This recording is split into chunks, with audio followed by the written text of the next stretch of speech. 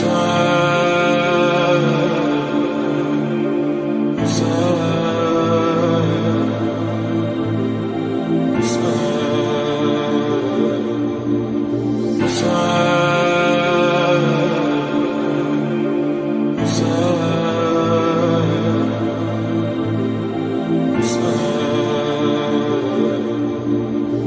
باللہ من الشیطان الرجیم بسم اللہ الرحمن الرحیم الحمد للہ رب العالمین الحمد للہ الاول بلا اول کان قبلہ والآخر بلا آخر یکون بعدہ الذي قصرت عن رؤيته أبصار الناظرين وعجزت عن نعته أوهام الواصفين ثم الصلاة والسلام على أشرف الأنبياء والمرسلين وخاتم النبيين سيدنا ونبينا ومولانا ومولى الثقلين جد الحسن والحسين بالقاسم محمد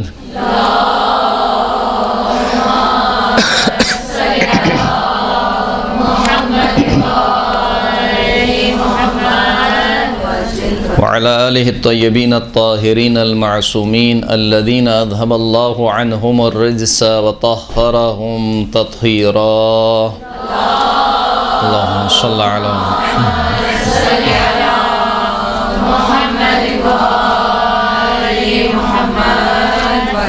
واللعنة الدائمة على أعدائهم أجمعين أما بعد فقد قال الله سبحانه وتعالى في كتابه المجيد بسم الله الرحمن الرحيم كنتم خير أمة أخرجت للناس تأمرون بالمعروف وتنهون عن المنكر صلاة پڑھے محمد و آل محمد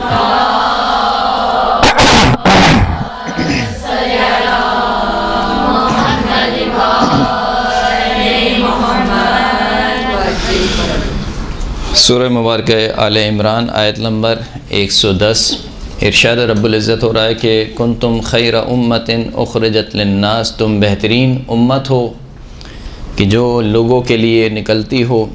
کس لیے؟ تأمرون بالمعروف، کہ لوگوں کو اچھائی کا حکم دیتی ہو، وتنہون عن المنکر، اور منکر سے روکتی ہو، بری باتوں سے روکتی ہو. امر بالمعروف نہی عن المنکر دین مبین اسلام کا ایک انتہائی اہم واجب اور فریضہ کہ جس کے اوپر شریعت قائم ہے، جس کو انبیاء کا فریضہ کہا گیا، جس کو انبیاء کا طریقہ اور منہاج کہا گیا. اسی طریقے سے ایک اور جگہ خداوند کریم نے ارشاد فرمایا کہ وَلْتَكُمْ مِنْكُمْ أُمَّةٌ يَدْعُونَ إِلَى الْخَيْرِ وَيَأْمُرُونَ بِالْمَعْرُوفِ وَيَنْهَوْنَ عَنِ الْمُنْكَرِ وَأُولَئِكَ هُمُ الْمُفْلِحُونَ. یہ بھی سورہ آل عمران کی آیت ہے کہ ضرور بضرور تم میں سے ایک امت ایسی ہونی چاہیے کہ جو خیر کی طرف دعوت دے، وَيَأْمُرُونَ بِالْمَعْرُوفِ اور اچھائی کا حکم دے، وَيَنْهَوْنَ عَنِ الْمُنْكَرِ اور منکر اور بری باتوں سے روکے. اولئک هم المفلحون، یہی وہ افراد ہیں کہ جو فلاح پا جانے والے ہیں. یہاں تک کہ مومنین اور منافقین کے جب فرق کو قرآن مجید نے بیان کیا تو منافقین کی جو صفات تھیں اس میں بیان کیا کہ المنافقون والمنافقات بعضهم من بعض، منافق مرد اور منافق عورتیں یہ سب ایک دوسرے کے کیا ہیں؟ دوست ہیں. یأمرون بالمنکر وینہون عن المعروف، ان کی صفت کیا ہے منافقین کی؟ کہ یہ منکر کا حکم دیتے ہیں اور جو اچھائی ہے اس سے روکتے ہیں، یعنی برعکس. منافقین کی نشانی یہ ہے کہ یہ اچھے کاموں سے روکتے ہیں اور برائیوں کا حکم دیتے ہیں، جبکہ اسی کے بالمقابل مومنین کی جو صفات خداوند کریم نے بیان کی والمؤمنون والمؤمنات بعضهم اولیاء بعض، مومنین مرد اور مومنین اور مومنات عورتیں یہ آپس میں ایک دوسرے کے اولیاء ہیں، یعنی آپس میں ایک دوسرے کے دوست ہیں. دوست سے مراد یہاں پر ایسا نہیں ہے کہ نہ محرم اور محرم دوست ہوں، یعنی مومن مومن کا دوست ہے، مومنہ مومنہ کی دوست ہے. ان کی صفت کیا ہے؟ یأمرون بالمعروف وینہون عن المنکر، یہ معروف کا حکم دیتے ہیں اور منکر سے روکتے ہیں. انتہائی اہم فریضہ، لیکن اس اہم فریضے کو انجام دینے سے پہلے انسان کو ایک اور بات کا خیال رکھنا چاہیے کہ جس کو خداوند کریم نے قرآن مجید میں بیان کیا، کیا تأمرون الناس بالبر وتنسون انفسکم، کیا تم لوگوں کو اچھائی کا حکم دیتے ہو اور خود اپنے نفسوں کو بھلا دیتے ہو؟ یہ خاص کر ہم جیسے افراد کے لیے، ہم جیسے مراد نہیں جو ممبر پہ جانے والے افراد ہیں، جو مجالس پڑھنے والے افراد ہیں، یا جو درس دینے والے افراد ہیں، کہ تم لوگوں کو تو اچھائی کا تو حکم دیتے ہو لیکن خود اپنے نفسوں کو بھلا بیٹھتے ہو۔ وَتَنْسَوْنَ أَنفُسَكُمْ وَأَنْتُمْ تَتْلُونَ الْكِتَابَ أَفَلَا تَعْقِلُونَ، جبکہ تم کتاب کو پڑھنے والے ہو تو پس کیا تم عقل نہیں رکھتے؟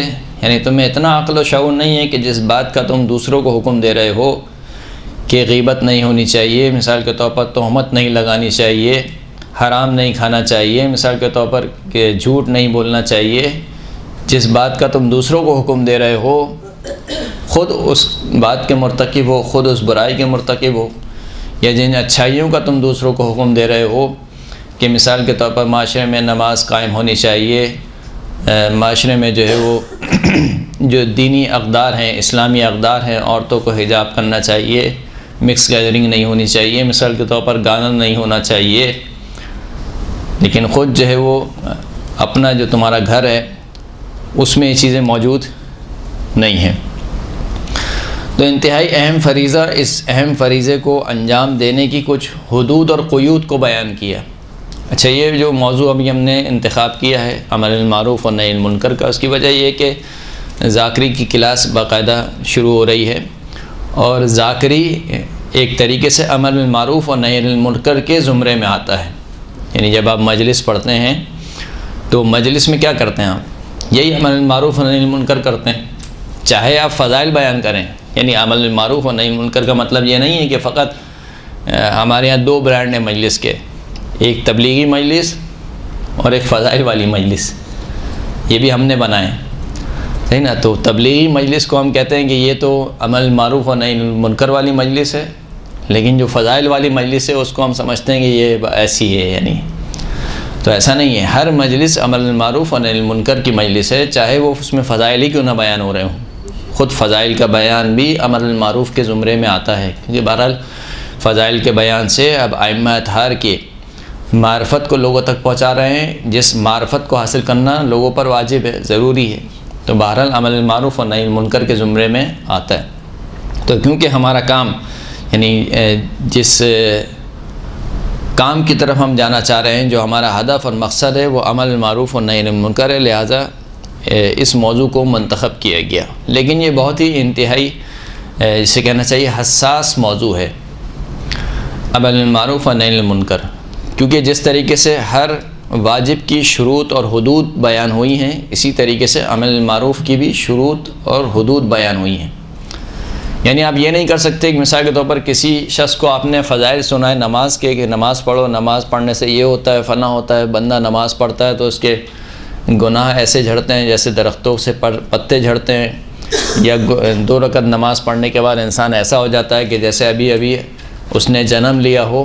تو آپ نے فضائل سنا دیے، اب فضائل سننے کے بعد مثال کے طور پر وہ شخص کہے کہ صحیح ہے، ابھی صبح کے 10 بجے میں صبح کے 10 بجے جو ہے وہ فجر کی نماز پڑھوں گا، یا رات کو مثال کے طور پر 8-9 بجے جو ہے وہ ظہر و عصر کی نماز پڑھوں گا، یا وہ کہے کہ اچھا نماز اتنی اچھی چیز ہے تو میں فجر کی نماز 2 رکعت کے بجائے 10 رکعت پڑھوں گا، یا ظہر کی نماز 4 رکعت کے بجائے مجھے بہت تھکن ہو رہی ہے تو میں 2 رکعت پڑھوں گا۔ تو ایسا نہیں ہو سکتا، ہر واجب کی ایک قیود ہیں، شرائط ہیں، ان شرائط اور ان قیود کے ساتھ ان واجب کو انجام دیا جاتا ہے۔ اسی طریقے سے امر بالمعروف و نہی عن المنکر، انسان فقط یہ نہ دیکھے کہ مجھ پر نیکی کا حکم دینا واجب ہے، برائی سے روکنا مجھ پر واجب ہے، لہٰذا اب کسی بھی طریقے سے مجھے یہ کام کرنا ہے، اس کی حدود کو جانے بغیر، اس کی قیود کو جانے بغیر، اس کی شرائط کو جانے بغیر، یہ انسان بجائے اچھائی کے حکم دینے کے بسا اوقات کیا ہو جاتا ہے، الٹا ہو جاتا ہے، برائی کا حکم ہو جاتا ہے۔ کیونکہ امر بالمعروف اور نہی عن المنکر سے بھی زیادہ اہم منکر کیا ہے؟ فساد ہے۔ خدا نے فساد کو پسند نہیں کیا، اور قرآن مجید کی نہ جانے کتنی آیات ہیں کہ خدا فساد نہیں چاہتا ہے۔ فساد کا مطلب کیا ہے؟ فساد کا مطلب یہ کہ معاشرے کا ایک نظام دھرم بھرم ہو جائے، ایک دوسرے کی دست و گریبان ہو جائیں، لوگ ایک دوسرے کے خون کے پیاسے ہو جائیں یا خون بہایا جائے، یہ فساد ہے۔ الفتنۃ اشد من القتل، فتنہ جو ہے وہ کیا ہے؟ قتل سے زیادہ شدید تر ہے۔ فتنہ، فساد، یہ اس سے زیادہ شدید تر ہے۔ تو آپ ایک اچھائی کو انجام دینے جا رہے ہیں، جبکہ دوسری جانب سے آپ کو معلوم نہیں ہو رہا ہے کہ اس سے بڑھ کر ایک منکر ہے جو آپ کی اچھائی کے نتیجے میں معاشرے میں رائج ہو رہا ہے، جس کو خداوند کریم نے پسند نہیں کیا ہے۔ تو عمل بالمعروف نہی عن المنکر بہت اہم فریضہ ہے، لیکن اس کی شرائط، اس کی حدود کو سمجھنا، سیکھنا ضروری ہے۔ ظاہر سی بات ہے، عمل بالمعروف نہی عن المنکر کون کرے گا؟ جس کو خود پہلے پتہ ہو کہ معروف کیا ہے۔ جب آپ کو پتہ ہی نہیں کہ معروف کیا ہے تو آپ کیسے معروف کا حکم دیں گے؟ جب آپ کو معلوم ہی نہیں کہ منکر کیا ہے تو آپ کیسے منکر سے روکیں گے؟ بس اوقات یہ بھی ہوتا ہے کہ ہم نے ایک دائرہ بنایا ہوا ہے، یعنی ہمارے نزدیک چند چیزیں ہیں، مثال کے طور پر 10-20 چیزیں یہ معروف، یہ 10-20 چیزیں منکر، ہم اسی کو عمل معروف اور نہی منکر سمجھتے ہیں، اور پھر اس کے بعد ہم تبلیغ شروع کر دیتے ہیں اور اس کے اوپر زور دینا شروع کر دیتے ہیں، جبکہ ممکن ہے کہ آپ جس مجتہد کی تقلید کرتی ہیں صحیح ہے، اس کے نزدیک ایک چیز حرام ہے، لیکن سامنے والا جو عمل کر رہا ہے ممکن ہے وہ کسی اور مجتہد کا مقلد ہو، اس کے نزدیک وہ چیز حرام نہ ہو۔ مثال کے طور پر آیت اللہ خوئی کے نزدیک کیا ہے؟ چہرے کو ڈھانپنا واجب ہے، عورت کے لیے چہرے کو ڈھانپنا واجب ہے۔ اب آپ نے پوری تقریر کر دی مثال کے طور پر کہ چہرے کو ڈھانپنا چاہیے، ہمارے یہاں خواتین آتی ہیں اور یہ نہیں کرتی ہیں اور وہ نہیں کرتی ہیں، مجلس امام حسین میں آ رہی ہیں، ان کو شرم نہیں آ رہی ہے، اور یہ وہ فلاں دھماکہ، پوری تقریر، جبکہ دیگر مراجع کا کیا فتویٰ ہے کہ چہرے ڈھانپنا ضروری نہیں ہے۔ تو آپ اپنے اعتبار سے کیا کر رہی ہیں؟ عمل معروف کر رہی ہیں، لیکن وہ ہو کیا رہا ہے؟ فساد کا باعث بن رہا ہے۔ اسی طریقے سے اور بہت سے ایسے مسائل ہیں کہ جن مسائل میں، کیونکہ جہاں پر بھی کوئی بھی فقہی گنجائش نکل سکتی ہے، یہاں تک بھی کہا گیا کہ اگر تم دیکھو کہ کوئی شخص شراب خانے سے باہر نکل رہا ہے تو فوراً اس کے اوپر حکم نہیں لگاؤ کہ یقیناً شراب پی کے ہی آ رہا ہوگا، یہ شراب لینے ہی گیا ہوگا۔ یعنی جب تک تم اس کے فعل کو کسی مباح کام پر حمل کر سکتے ہو، یہی احتمال دو کہ شاید یہ کوئی مباح کام کرنے گیا ہوگا، درست؟ تو ان حدود اور قیود کو سمجھنا ضروری ہے۔ پہلے معروف خود آپ کو معلوم ہو کہ معروف کیا ہے، نہیں آپ کو خود معلوم، منکر آپ کو خود معلوم ہو کہ منکر کیا ہے، پھر اس کے بعد عمل معروف اور نہی عن منکر ہوگا۔ ایک صلوات پڑھیں محمد و آل محمد پر۔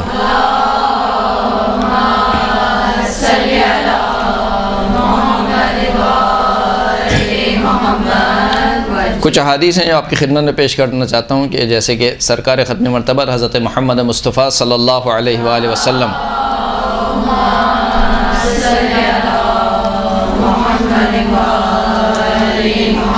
فرماتے ہیں کہ لا تزال امتی بخیر ما امروا بالمعروف ونہوا عن المنکر وتعاونوا علی البر والتقوى واذا لم يفعلوا ذلك نزعت منهم البرکات وسلط بعضهم على بعض ولم يكن لهم ناصر في الارض ولا في السماء۔ میری امت اس وقت تک خیر پر رہے گی جب تک یہ عمل المعروف اور نہی عن المنکر کرتی رہے گی، اور نیکی کے کاموں میں اور تقویٰ کے کاموں میں ایک دوسرے کا تعاون کرتی رہے گی۔ فَإِذَا لَمْ يَفْعَلُوا ذَلِكَ، لیکن جب میری امت عمل المعروف نہی عن المنکر کو چھوڑ دے گی اور نیکی کے کاموں میں ایک دوسرے کے ساتھ تعاون نہیں کرے گی تو کیا ہوگا؟ نُزِعَتْ مِنْهُمُ الْبَرَكَاتُ، میری امت سے برکتوں کو کھینچ لیا جائے گا۔ وَسُلِّطَ بَعْضُهُمْ عَلَى بَعْضٍ، ان میں سے بعض کو بعض پر مسلط کر دیا جائے گا، جبکہ نہ زمین میں ان کا کوئی مددگار ہوگا نہ آسمان میں کوئی ان کا مددگار ہوگا۔ یعنی ایک ایسا فتنہ روئے زمین پر برپا ہوگا کہ ان کا کوئی ناصر و کوئی مددگار نہیں ہوگا، یہ دعا کے لیے پکاریں گے، ان کی دعا قبول نہیں ہوگی۔ یہ کب ہوگا؟ جب انسان عمل المعروف، ایک پورا معاشرہ، کیونکہ ایک اسلامی معاشرے کی اقدار میں سے ایک قدر ہے عمل معروف نہی عن المنکر، یعنی اگر آپ ایک اسلامی معاشرہ قائم کرنا چاہتے ہیں تو اس کے لیے اہم رکن عمل معروف و نہی عن المنکر ہے۔ آج دنیاوی امور میں ہم عمل معروف نہی عن المنکر کرتے ہیں، لیکن اخروی امور میں ہم عمل معروف و نہی عن المنکر نہیں کرتے ہیں۔ مثال کے طور پر کوئی شخص اپنا گھر بنا رہا ہے اگر اس نے تھوڑا سا آگے کر لیا ہے گھر اور آپ دیکھ رہے ہیں کہ نہیں مسئلہ ہو رہا ہے، آپ کی پارکنگ میں مسئلہ ہے یا گلی میں مسئلہ ہے، تو ہم اس کو بولتے ہیں، بولنا بھی چاہیے کہ یہ گھر آپ نے آگے کیا ہے، یہ صحیح نہیں ہے۔ لیکن اگر برابر والے گھر سے گانے کی آواز آ رہی ہے تو ہم کیا کہتے ہیں؟ اس کو اپنی قبر میں جانا ہے، ہمیں اپنی قبر میں جانا ہے۔ ایسا نہیں ہے، صحیح ہے آپ کو اس کو اپنی قبر میں جانا ہے، آپ کو اپنی قبر میں جانا ہے، لیکن بہرحال آپ کو جواب دینا ہے کہ جب تمہارے برابر سے گانے کی آواز آ رہی تھی اور تم کر سکتے تھے، اس کو بول سکتے تھے اچھے انداز میں، منع کر سکتے تھے، تو تم نے کیوں منع نہیں کیا؟ یا مثال کے طور پر فیملی کا کوئی ایسا پروگرام ہے جس میں آپ دیکھ رہے ہیں کہ ایک مکس گیدرنگ ہے اور آپ اپنے عمل سے یا اچھے انداز میں آپ اس کو منع کر سکتے ہیں یا اس کو سمجھا سکتے ہیں، یا کم از کم سمجھا نہیں سکتے تو کم از کم اتنا تو کر سکتے ہیں کہ آپ خود اٹھ کے آ جائیں۔ اتنا تو انسان ایک کر سکتا ہے نا، کہ یہ بھی بہرحال امر معروف و نہی عن المنکر کے ایک جسے کہنا چاہیے کہ ایک اسٹیپ میں سے، کہ آپ نے اپنی ناراضگی کا اظہار کیا کہ بھائی میں تمہارے اس فعل سے راضی نہیں ہوں۔ جب آپ نے یہ اظہار کر دیا تو فی الحال یہاں پر اتنا ہی کافی ہے امر معروف و نہی عن المنکر کے لیے۔ تو ہم دنیاوی امور میں امر معروف و نہی عن المنکر کرتے ہیں، لیکن اخروی امور میں ہم سست پڑ جاتے ہیں، یا ہم کہتے ہیں کہ صحیح ہے وہ کر رہا ہے کرنے دو، ان کا تو مزاج ہی ایسا ہے، ان کو کرنے دو۔ ایسا نہیں۔ مولا کائنات فرماتے ہیں کہ من ترک انکار المنکر بقلبہ ولسانہ ویدہ فہو میت بین الاحیاء، جو شخص منکر کو انکار کرنا چھوڑ دے، منکر سے روکنا چھوڑ دے، اپنے دل کے ذریعے، اپنی زبان کے ذریعے اور اپنے ہاتھ کے ذریعے۔ دیکھیں یہ سارے اسٹیپ ہیں، امر معروف و نہی عن المنکر کے اسٹیپ ہیں۔ آخری اسٹیپ کیا ہے؟ آخری اسٹیپ یہ کہ کم از کم دل میں تو آپ اس کو برا سمجھیں۔ اچھا، یہ امر معروف و نہی عن المنکر کے اسٹیپ میں سے نہیں آتا یہ والا، بلکہ یہ تو ایک مستقلاً واجب ہے، یعنی دل سے برائی کو برائی سمجھنا اور اچھائی کو اچھائی سمجھنا، اچھے لوگوں کو اچھا سمجھنا اور برے لوگوں کو برا سمجھنا، اس کو آپ کہتے ہیں تولا اور تبرہ۔ یہ ایک الگ سے واجب ہے، یعنی یہ امر معروف و نہی عن المنکر کے اسٹیپ میں نہیں آتا ہے، یہ تو کام اپنے ہر صورت میں کرنا ہی ہے۔ اس کے بعد کے اسٹیپ آئیں گے کہ آپ ہاتھ سے روک سکتے ہیں۔ ہاتھ سے روکنے کا مطلب یہ نہیں ہے کہ فتنہ و فساد ہو، ہاتھ سے روکنے کا مطلب یہ کہ آپ کے پاس اتنا، مثال کے طور پر آپ والدین ہیں، آپ دیکھ رہے ہیں کہ آپ کا بچہ جو ہے وہ گانا سن رہا ہے، مثال کے طور پر آپ دیکھ رہے ہیں کہ آپ کا بچہ کسی منکر کام کو انجام دے رہا ہے، تو آپ والدین ہیں، آپ اس کو ہاتھ سے روک سکتے ہیں، یہاں پہ کوئی فساد وغیرہ برپا نہیں ہوگا۔ تو اگر ہاتھ سے روکنا ممکن ہے جبکہ اس کے نتیجے میں کوئی فساد برپا نہ ہو تو ہاتھ سے روکنا واجب ہے۔ اگر ہاتھ سے نہیں روک سکتے ہیں تو کم از کم زبان اللہ نے آپ کو دی ہے، آپ زبان سے کہہ سکتے ہیں، 2 حرف کہہ سکتے ہیں، آپ سائڈ میں لے جا کے کہہ سکتے ہیں کہ دیکھیں یہ کام آپ جو کر رہے ہیں کام صحیح نہیں ہے، شادی کی محفل ہے، اپنے گانے بجائے ہوئے ہیں، برتھ ڈے کی پارٹی ہے مثال کے طور پر، اس میں گانے چل رہے ہیں، یہ کام صحیح نہیں ہے، اہل بیت علیہ السلام اس سے راضی نہیں ہیں، یہ کام جو ہے وہ اہل بیت علیہ السلام کے ماننے والوں کو زیب نہیں دیتے ہیں۔ یہ 2-4 الفاظ آپ کہہ سکتے ہیں، نہیں کہہ سکتے؟ کہہ سکتے ہیں، اگرچہ کہ وہ ناراض ہو، خوب ناراض ہوتا ہے، ناراض ہو، کیا مسئلہ ہے؟ آپ نے اپنے لیے تو اس کو ناراض نہیں کیا نا، اللہ کے لیے اس کو ناراض کیا ہے۔ تو پہلا جو مرحلہ ہے، جو قلب کا مرحلہ ہے، وہ تو خیر واجب ہے ہی، پھر اس کے بعد اگر ہاتھ سے روک سکتے ہیں تو ہاتھ سے نہیں روک سکتے ہیں تو کم از کم زبان سے نہیں روک سکتے ہیں، کم از کم اپنے کردار سے، یعنی آپ یہ کام تو کر سکتے ہیں نا کہ وہاں سے اٹھ کے آ سکتے ہیں، اتنا کام تو ہو سکتا ہے، یعنی کسی بھی طریقے سے آپ یہ اظہار کریں کہ دیکھو تمہارے اس کام سے میں راضی نہیں ہوں، کیونکہ جہنم میں فقط وہ لوگ نہیں جائیں گے کہ جو برے کام کرتے ہوں گے، بلکہ وہ بھی جہنم میں جائیں گے جو اس برے کام سے راضی ہوں گے۔ اب زیارت عاشورہ میں کیا پڑھتے ہیں؟ زیارت وارثہ میں لعن اللہ امتن قتلت کا ولعن اللہ امتن ظلمت کا ولعن اللہ امتن سمعت بذلک فرضیت بہ، لعنت ہو اس امت پر جس نے آپ کو قتل کیا، لعنت ہو اس امت پر جس نے آپ پر ظلم کیا، لعنت ہو اس امت پر کہ جو آپ کی صدائے استغاثہ سنتا رہا، یعنی آپ پر جو ظلم ہو رہا ہے سنتا رہا، فرضیت بہ، لیکن اس پہ راضی بھی رہا۔ تو 3 گروہ پر آپ لعنت بھیجتے ہیں، اب فقط شمر پر لعنت نہیں ہے، فقط پسر سعد پر لعنت نہیں ہے، شمر پہ بھی لعنت ہے، پسر سعد پہ بھی لعنت ہے، یزید پہ بھی لعنت ہے، صحیح. اس کے ساتھ ساتھ ان تمام افراد پہ کہ جو سید الشہداء کی نصرت اور مدد کر سکتے تھے، اس کے بعد مدد اور نصرت نہیں کی اور سنتے رہے.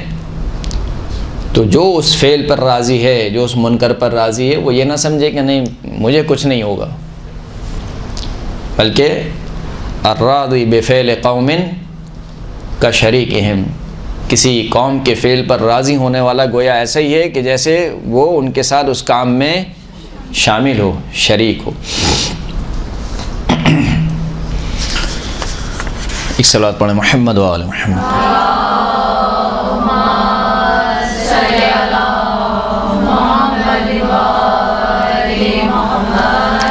بہت مشہور حدیث ہے، آپ سنتے رہتے ہیں، چھٹے امام سے حدیث ہے کہ رسول خدا فرماتے ہیں کہ کیف بکم اذا فسدت نساؤکم وفسق شبابکم، کہ تمہاری حالت کیا ہوگی کہ جب تمہاری عورتیں فاسد ہو جائیں گی، خراب ہو جائیں گی، اور تمہارے نوجوان جو ہے وہ کیا ہو جائیں گے، فسق و فجور میں مبتلا ہو جائیں گے. اس وقت تمہاری حالت کیا ہوگی؟ ولم تأمروا بالمعروف ولم تنہوا عن المنکر، نہ تم معروف کا حکم دو گے، نہ تم برائی سے روکو گے. آج آپ دیکھیں معاشرے کی حالت کیا ہے، یعنی واقعاً کبھی کبھار انسان خون کے آنسو روتا ہے کہ یہ کس طریقے کا معاشرہ ہے، ہم کس طرف جا رہے ہیں. جلوسوں کی حالت کیا ہے، شبیداریوں کی حالت کیا ہے. نوجوان لڑکے، نوجوان لڑکیاں یہ کہیں باہر سے تو نہیں آئے، سب یہیں کے رہنے والے ہیں. اگر باہر سے بھی ہوں گے تو ان کی تعداد کتنی ہوگی؟ بہت کم ہوگی. لیکن بہرحال زیب نہیں دیتا ہے کہ آپ سید الشہداء، کالے کپڑے آپ نے زیب تن کیے ہوئے ہیں، لڑکیوں نے بھی لڑکوں نے بھی، لیکن کوئی روکنے والا نہیں ہے، کوئی ٹوکنے والا نہیں ہے. تو کس طرف جا رہے ہیں ہم؟ کہا کہ تمہاری حالت کیا ہوگی کہ تمہاری عورتیں فاسد ہو جائیں گی، یعنی ان کا کردار خراب ہو جائے گا، تمہارے شباب فسق میں مبتلا ہو جائیں. فسق یعنی کھلم کھلا گناہ کرنا، کھلم کھلا. آج دیکھتے ہیں ہم نوجوانوں کو، بعض نوجوانوں کو جیسے ماہ مبارک رمضان میں کھلم کھلا مثال کے گٹکا کھا رہے ہیں، سگریٹ پی رہے ہیں. یہ فسق ہے، یہ بدتر ہے گناہ سے. ایک تو آپ گناہ کے کیا، آپ نے سن روزہ نہیں رکھا، پھر اس کے بعد آپ نے گویا احترام نہیں کیا حدود الہی کا، آپ مذاق اڑا رہے ہو، استہزاء کر رہے ہیں حدود الہی کا. یہ اس سے زیادہ بدتر ہے. فقیل لہ ویکون ذلک، تو اصحاب نے کہا کہ یا رسول اللہ کیا ایسا بھی ہوگا؟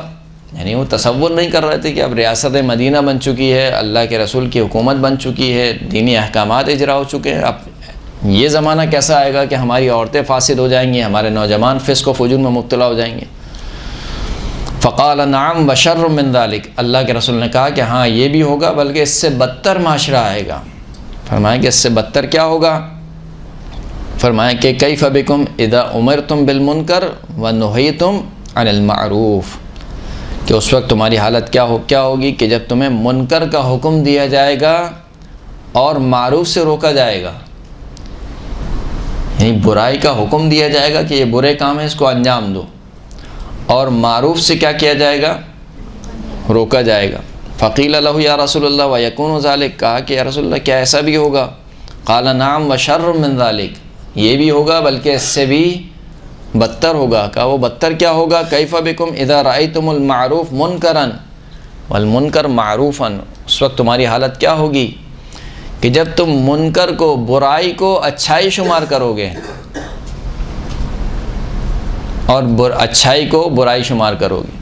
یعنی آج ہمارے معاشرے میں کیا ہے کہ اگر کوئی عورت مثال کے طور پر حجاب کر لے تو اس کو کیا شمار کیا جاتا ہے کہ بیکورڈ عورت ہو گئی ہے، یا حجاب کو نعوذ باللہ نستجیر باللہ یعنی جہالت کی نشانی شمار کیا جا رہا ہے کہ کیا تم نے اوڑھ لیا ہے، کیا تم اوڑھ کے آ گئی ہو مثال کے طور پر. یہ سب نشانیاں ہیں کہ جب معروف کو منکر شمار کیا جا رہا ہے، اچھی بات کو منکر شمار کیا جا رہا ہے، اور وہی اگر خاتون مثال کے طور پر بے حجاب ہو کر آ جائے، ٹائٹس پہن کر آ جائے، تو ہمارا معاشرہ کہتا ہے وہ تو بہت بولڈ ہے.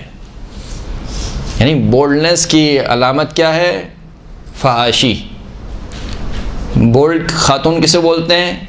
جو مردوں سے بے تکلف ہو کے بات کرے، ہم کہتے ہیں بولڈ ہے. یعنی ایک منکر کام کو ہم کیا شمار کرتے ہیں؟ معروف ہماری جانیں قربان ہوں بی فاطمہ زہرا سلام اللہ علیہا پر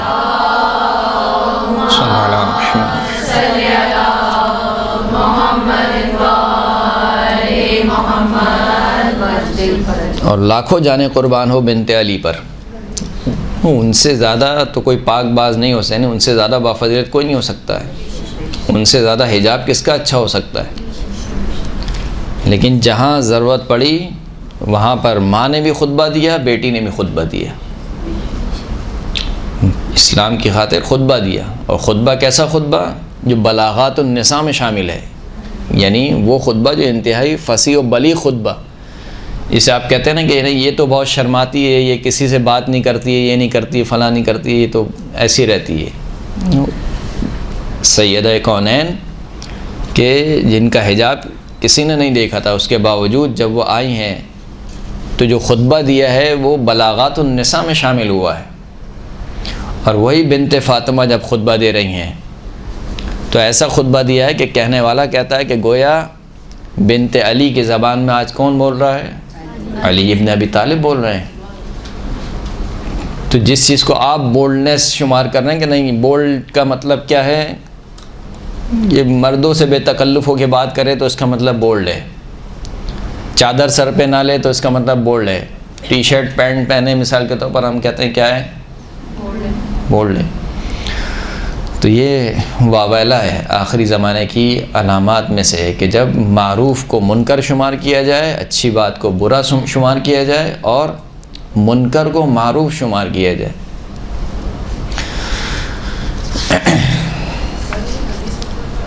جی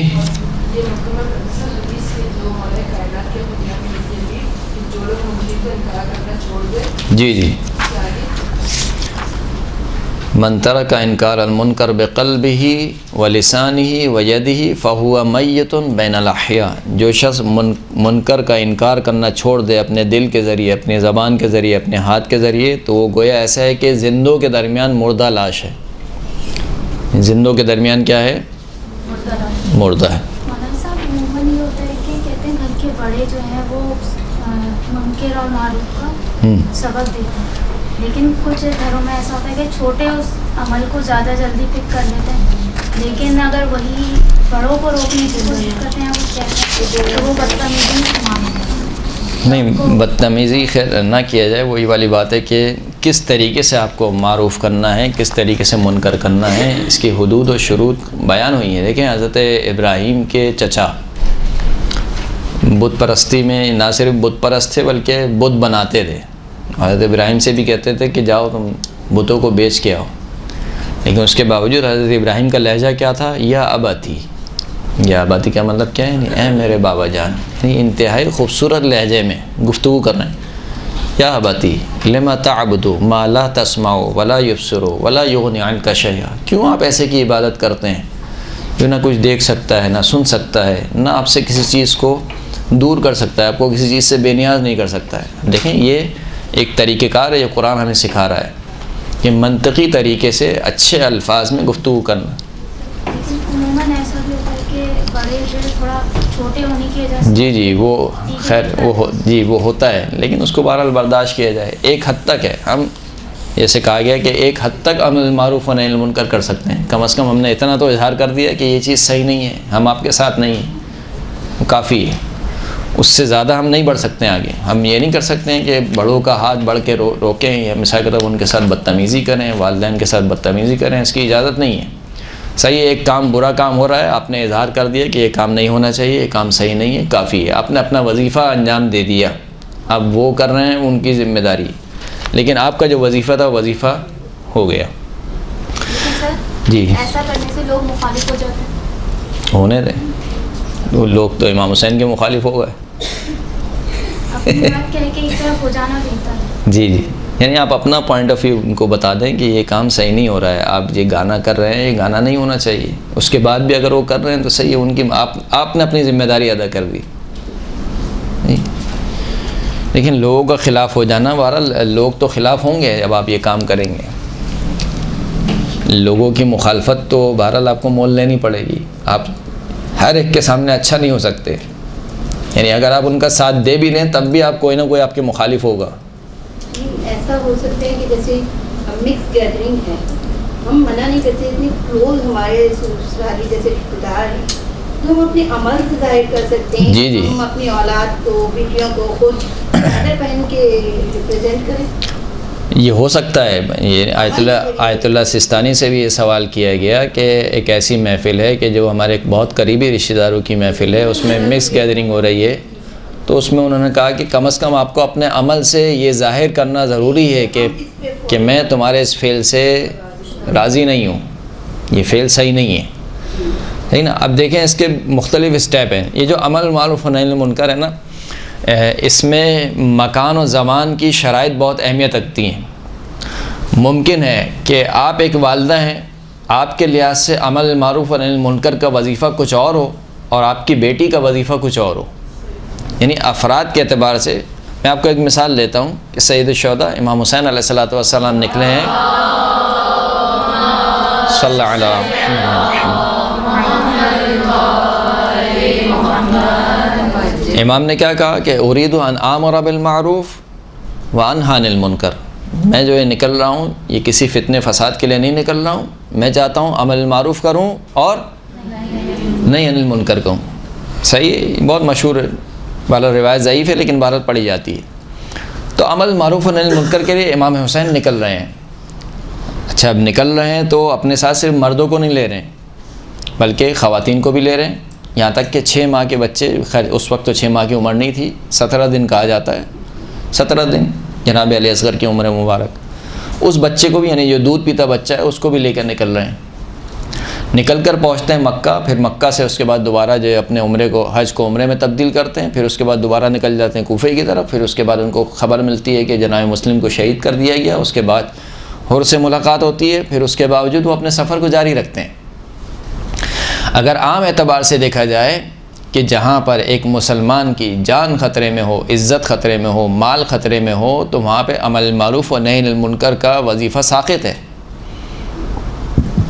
یعنی اگر میں ایک عمل معروف و نہی عن المنکر کرنا چاہوں, مجھے معلوم ہے کہ اس کے نتیجے میں کیا ہوگا, میری جان خطرے میں, یا میرے گھر والوں کی جان خطرے میں, یا میرا مال لوٹ لیا جائے گا, تو مجھ پر واجب نہیں ہے بلکہ حرام ہو جائے گا.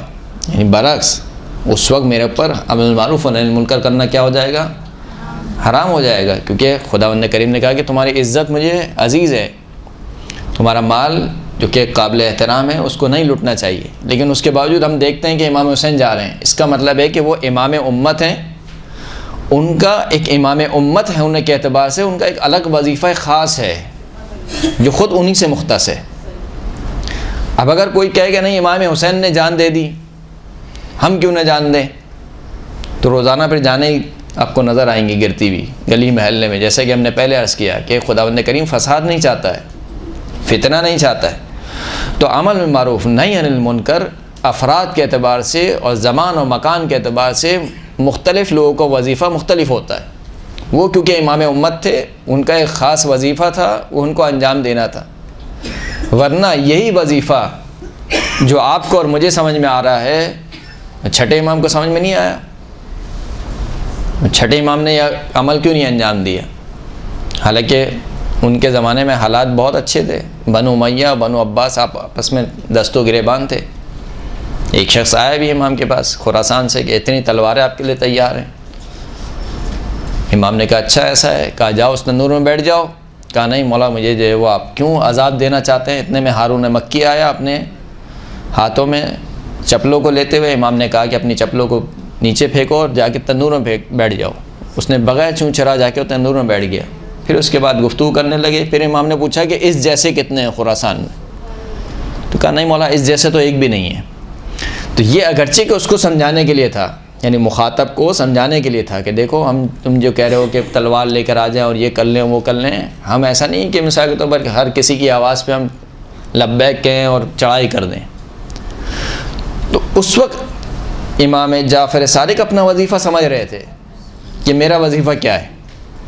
اس وقت 5ویں امام اپنا وظیفہ سمجھ رہے تھے. حرہ کا واقع ہوا امام مدینے میں, چوتھے امام, لیکن اس کے باوجود حرہ کے واقعے میں کیا ہوا, سادات کھڑے ہوئے تھے. لیکن امام مدینے سے نکل کر باہر آ جاتے ہیں اور اپنی مستورات کو بھی لے آتے ہیں، تو کیا اس وقت چوتھے امام پر امر بالمعروف نہی عن المنکر واجب نہیں تھا؟ حالانکہ وہ جو حرہ کے جو لوگ شہید ہوئے جنہوں نے قیام کیا تھا، وہ امر بالمعروف اور نہی عن المنکر کا نعرہ انہوں نے لگایا تھا، لیکن اس کے باوجود چوتھے امام اس میں شریک نہیں ہے۔ تو اس کا مطلب یہ ہے کہ ہر امام اپنے وظیفے کو بہتر جانتا ہے۔ آپ کسی ایک شخص کو دیکھ کر یہ نہیں کہہ سکتے کہ کیونکہ اس کا وظیفہ یہ ہے لہذا تمہارا وظیفہ بھی یہی ہے، ایسا نہیں ہے۔ بہرحال اس سے زیادہ میں شاید اس گفتگو پہ اس موضوع پہ زیادہ گفتگو نہیں کرنا چاہوں گا۔ جی ایسا ہوتا ہے کہ جیسے صاحب ممبر ہے، ان سے عمر میں بھی زیادہ ہے اور علم میں بھی زیادہ ہے، جی رسپیکٹ کا ایک آسپیکٹ آ جاتا ہے۔ جی جی لیکن میں نے بہت جگہ دیکھا ہے کہ صاحب ممبر ہو کے بھی بہت ساری ایسی چیزیں ممبر سے پڑھ لی جاتی ہیں جو نہیں ہوتی صحیح۔ وہاں بھی امر بالمعروف اور نہی عن المنکر ہم کس طرح کریں؟ جی اگر ممکن ہے آپ کے لیے ان تک بات پہنچانا، چاہے سوال کی صورت میں ہی کیوں نہ ہو، مثال کے طور پر انہوں نے ایک روایت پڑھی ہے یا جو بھی کچھ بات کہی ہے، تو آپ ان سے سوال لکھ کے دے دیں کہ یہ کس روایت میں موجود ہے، یہ کس آیت میں موجود ہے، اس کا ریفرنس دے دیں مثال کے طور پر۔ یعنی آپ کا کام ہے ان کو متنبع کرنا، ان کا نہ ان کی ڈسرسپیکٹ کرنا آپ کا مقصد ہے، نہ ان کو مثال کے طور پر رسوا کرنے کا آپ کا ارادہ ہے۔ آپ کا صرف کام یہ ہے کہ جو انہوں نے ایک چیز پڑھی ہے جو آپ کے نزدیک جو آپ کو غلط لگ رہی ہے، آپ ان سے پوچھ سکتے ہیں، سوال کر سکتی ہیں، سوال پہنچا سکتی ہیں ان کو، یہ بھی اگر ممکن ہو۔ اگر ممکن نہ ہو تو پھر آپ کے اوپر واجب نہیں ہے، میرے لیے ممکن ہی نہیں ہے، مثال کے طور پر اتنا پروٹوکول ہے میں جا ہی نہیں سکتا ہوں وہاں تک، صحیح ہے، 10 گاڑیاں مثال کے طور پر آ رہی ہیں، ملاقات کرنے کے لیے بھی شاید پتہ نہیں کتنا ٹائم ملے، لگے نہ لگے، تو مجھ پر واجب نہیں ہے اس صورت میں۔ یہ تو خیر ایک ضمنی موضوع تھا، جو اصل ہمارا موضوع تھا پتہ نہیں آپ لوگ کو بیان کیا گیا ہے نہیں کیا گیا، کہ مجالس عزا کے مضامین کو کیسے مرتب کیا جائے، یہ ہمارا جو ہے وہ اصل ٹاپک تھا۔ ایک صلاۃ پڑھیں محمد و آل محمد۔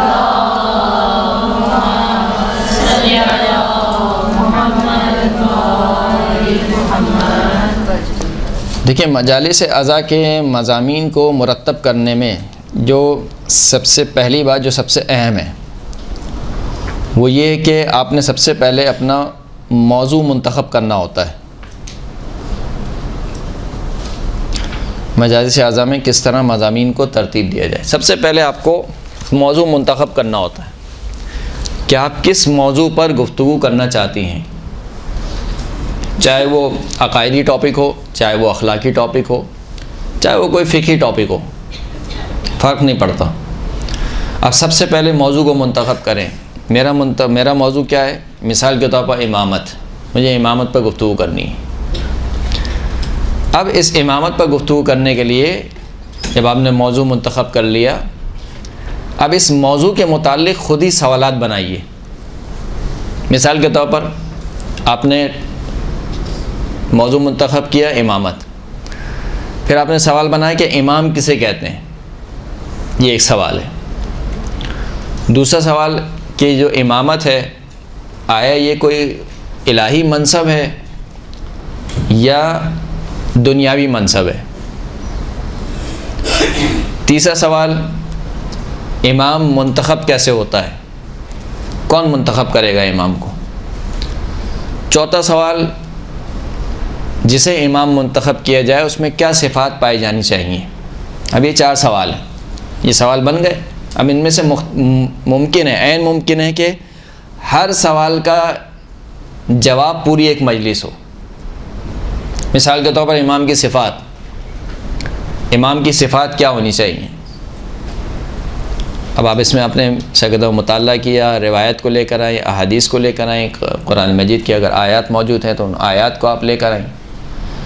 لیکن مطالعہ تو شرط ہے، آپ چاہیں گے مطالعے کے بغیر مثال کے طور پر کوئی خطیب بن جائے تو لفاظی ایک حد تک چلتی ہے، خطابت ایک حد تک چلتی ہے، پھر اس کے بعد بہرحال آپ کو مطالعہ کرنا ہے، آپ مطالعے کے بغیر نہیں جا سکتے ممبر پر، یہ بات تو آپ لکھ لیں۔ جی ہو سکتا ہے، دیکھیں میں ابھی آتا ہوں اس پہ۔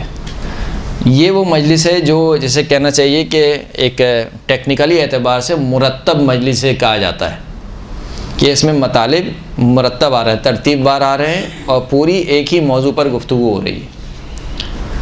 کچھ مجلسیں وہ ہوتی ہیں جو مجمع کے اعتبار سے کیا ہوتا ہے اس میں مختلف چیزیں آتی ہیں، اچھا وہ بھی کبھی کبھار وقت کی ضرورت ہوتی ہے، لیکن وہ آئیڈیل مجالس نہیں ہوتی۔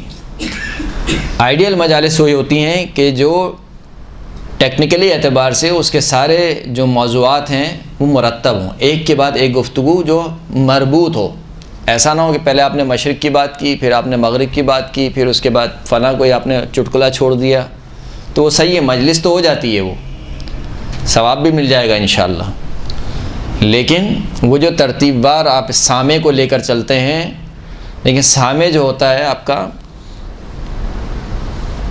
ماہر نفسیات یہ کہتے ہیں کہ 20 منٹ تک آپ کے ساتھ ہوتا ہے۔ بھئی ابھی تقریر کرتے ہوئے تقریباً کتنے منٹ ہو گئے؟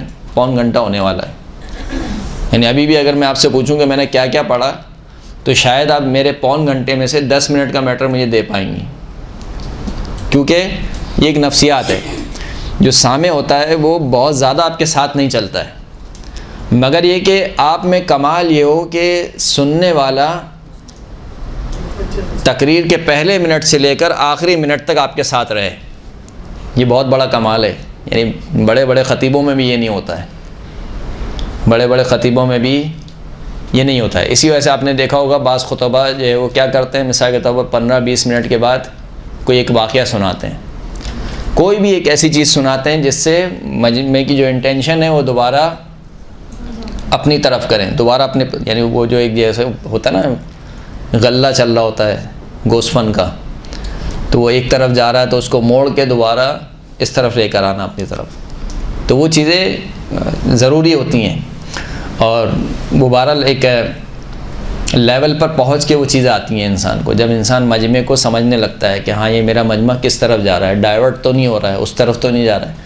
بہرحال تو اگر آپ کو ترتیب وار ایک مجلس بیان کرنی ہے تو اس کا طریقہ ہم آپ کو بتا رہے ہیں، یعنی ایک آئیڈیل مجلس کیا ہونی چاہیے، ایک آئیڈیل مجلس نہ کہیں چلیں تقریر، ایک آئیڈیل تقریر کیا ہونی چاہیے، اس کا طریقہ کار یہ ہوتا ہے کہ آپ نے ایک موضوع سوچا، موضوع سوچنے کے بعد اسی موضوع کے آپ نے سوالات بنائے، صحیح، جیسے ہم نے امامت ایک مثال دے دی، اس کے آپ نے سوال بنا لیے، امام کسے کہتے ہیں؟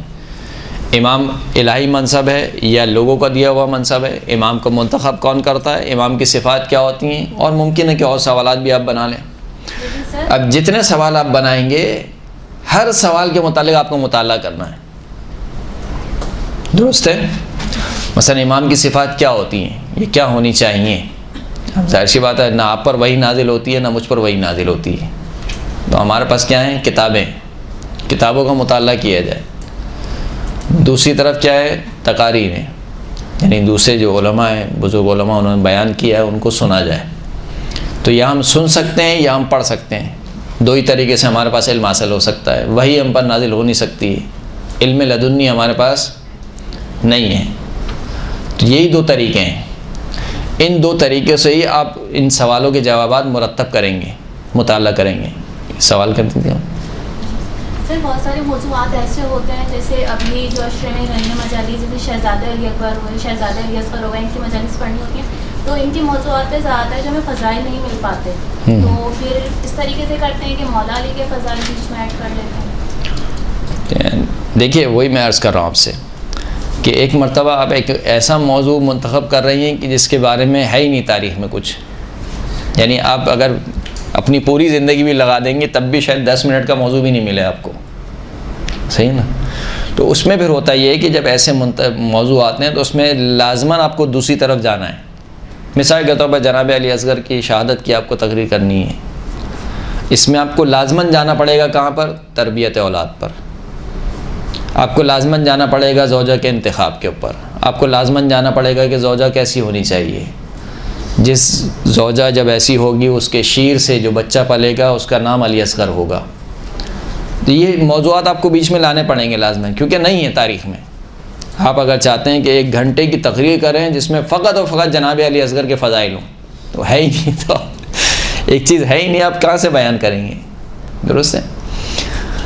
خوب، یہ طریقہ آپ کو سمجھ میں آ گیا، یہ ایک موضوع آپ نے منتخب کیا اور پھر اس کے بعد اس کے سوالات بنا لیے، پھر ہر سوال کے بارے میں آپ کو مطالعہ کرنا ہے، یہ جیسا موضوع ہے، مثال کے طور پر عقائد کی کتابیں آیت اللہ جعفر سبحانی، ان کی بہت سی کتابیں جو ہے وہ ترجمہ ہوئی ہیں، ان کی کتابوں کا مطالعہ کیجیے، اچھی کتابیں ہیں، سلیس زبان میں، اور جو بیان کیا گیا ہے وہ بھی ایک سطحی لیول پر ہے، کوئی بہت ہائی فائی حوزے کے لیول پر گفتگو نہیں ہے۔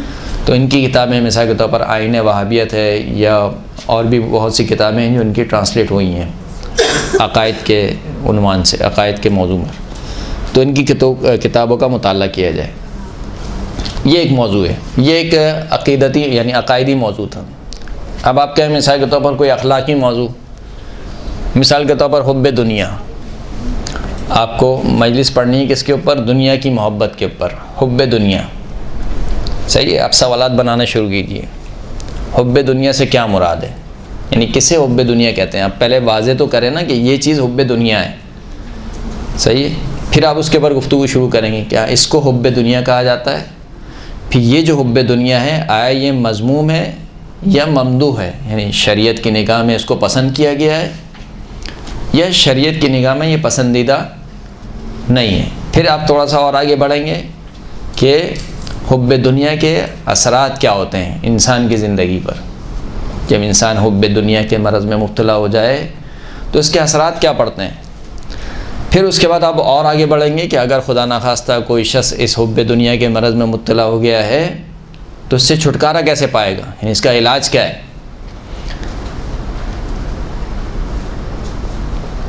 پھر اس کے بعد ایک اور جو اہم سوال ہے کہ آیا روزگار پہ جانا یا کمانا یا اپنے بچوں کا اچھا مستقبل سوچنا، آیا یہ حب دنیا میں آتا ہے یا حب دنیا میں نہیں آتا ہے، یعنی دنیا طلبی آیا یہ حب دنیا کے مفہوم میں آتا ہے یا حب دنیا کے مفہوم میں نہیں آتا۔ اب یہ 6-7 سوال ہیں، ان 6-7 سوال کو اگر آپ نے مطالعہ کیا صحیح سے، یعنی اگر آپ نے تقریباً 2 گھنٹے لگائے اور آپ نے مطالعہ کیا، میں گارنٹی دیتا ہوں کہ آپ کے پاس اتنا میٹر ہوگا کہ آپ کی تقریر ختم ہو جائے گی لیکن میٹر ختم نہیں ہوگا، یعنی ٹائم ختم ہو جائے گا لیکن میٹر آپ کے پاس بہت زیادہ رہے گا۔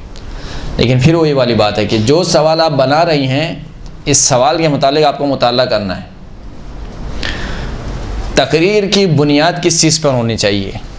تقریر کی بنیاد جو بھی آپ پیش کر رہی ہیں خوابوں اور خیالوں پہ نہیں ہونی چاہیے۔ لیکن آج کل ایک ٹرینڈ چل گیا ہے، فلاں کے خواب سنا دیا، اس کا خواب سنا دیا، اس نے خواب میں دیکھا، اس نے یہ کر دیا۔ خوابوں اور خیالوں پہ نہیں ہونی چاہیے۔ تقریر کی بنیاد قرآن اور حدیث پہ ہونی چاہیے، قرآن اور حدیث۔ جی میں آ رہا ہوں، اس پہ آ رہا ہوں۔ قرآن اور احادیث آپ کی جو اصل بنیاد ہے، جو اصل میٹر آپ کو پیش کرنا ہے، یعنی اگر آپ چاہتی ہیں کہ آپ کی بات کو کوئی رد نہ کر سکے یا آپ کی بات دلوں میں بیٹھ جائے، تو یہ تہیہ کر لیں کہ آپ کی جو تقریر، آپ کا جو میٹر ہے، اس کی بنیاد کس پر ہوگی؟ قرآن و حدیث پر۔ اب ہمیشہ گفتگو کریں گے قرآن و حدیث پر۔ اب جب آپ قرآن و حدیث پر گفتگو کریں گی تو اس کا یہ مطلب نہیں کہ انسان داستان نہ سنائے، واقعات نہ سنائے، نہیں، واقعات آنے چاہیے۔ واقعات، داستان یہ تقریر میں سلاد کی حیثیت رکھتے ہیں۔ سلاد کیا کرتا ہے؟ آپ کے کھانے کو تھوڑا سا اچھا کر دیتا ہے نا۔ ہم مزیدار حلیم بناؤ، اس کے ساتھ مثال کے طور پر چاٹ مسالہ نہ ہو یا لیمو نہ ہو مثال کے طور پر، اس کے ساتھ ادرک نہ ہو مثال کے طور پر، ہری مرچ نہ ہو، تو تھوڑا کھانے میں اترتا نہیں ہے نیچے۔ تو اس کو اتارنے کے لیے کیا ہوتا ہے؟ سارے لوازمات کیے جاتے ہیں۔ تو وہ اصل کھانا نہیں ہے۔ اصل کھانا کیا ہے؟ یہ حریم اصل کھانا ہے۔ ہمارے بس اوقات الٹا بھی ہوتا ہے، لوگ حلیم سے چاٹ مسالہ کھا رہے ہوتے ہیں، نہیں کہ چاٹ مسالے سے حلیم کھا رہے ہوتے ہیں۔ تو اسی طریقے سے مجالس میں بھی ایسی ہوتا ہے، واقعات، اسی طریقے سے خواب، وہ بھی اگر اتھینٹک ہوں تو یہ چیزیں سب کیا حیثیت رکھتی ہیں؟ یہ سائڈ کی حیثیت رکھتی ہیں، یعنی ایک سلاد کی حیثیت رکھتی ہیں، جن سے آپ کو اپنے جو مجمع ہے اس مجمع کی خستگی کو دور کرنا ہے، اور اس مجمع کو جو سن کے مثال کے طور پر تھک گیا ہے، اس کو تھوڑا سا لے کر آنا ہے کہاں پر؟ فریش کرنا ہے اس کے مائنڈ کو، تاکہ وہ آپ کی بات کو دوبارہ سن سکے، سمجھ سکے۔ اگرچہ بسا اوقات بعض جو واقعات ہیں وہ بہت اچھے ہوتے ہیں، ایسا نہیں کہ ہم کہیں کہ بالکل ہی اس میں کوئی عبرت نہیں ہوتی ہیں۔ قرآن مجید نے بھی جو ایک اسلوب اپنایا ہے وہ داستان گوئی کا اسلوب اپنایا ہے۔ قرآن مجید میں داستان، جیسے سورہ قصص، اس کا نام ہی سورہ قصص ہے، قصص یعنی قصے، لیکن آپ یہ دیکھیے کہ قرآن مجید کا جو فن ہے بیان کرنے کا وہ دوسری کتابوں سے بالکل الگ ہے۔ دوسری کتابوں میں قصے ہوتے ہیں، وہ کیا ہوتے ہیں؟ کاتب کی ایک خیال پردازی ہوتی ہے، یعنی ایک میرے ذہن کی ایک تخلیق ہے، میرا ایک تصور ہے جس کو میں کاغذ پہ لے آیا ہوں۔ قرآن مجید کے قصے ایسے نہیں ہیں۔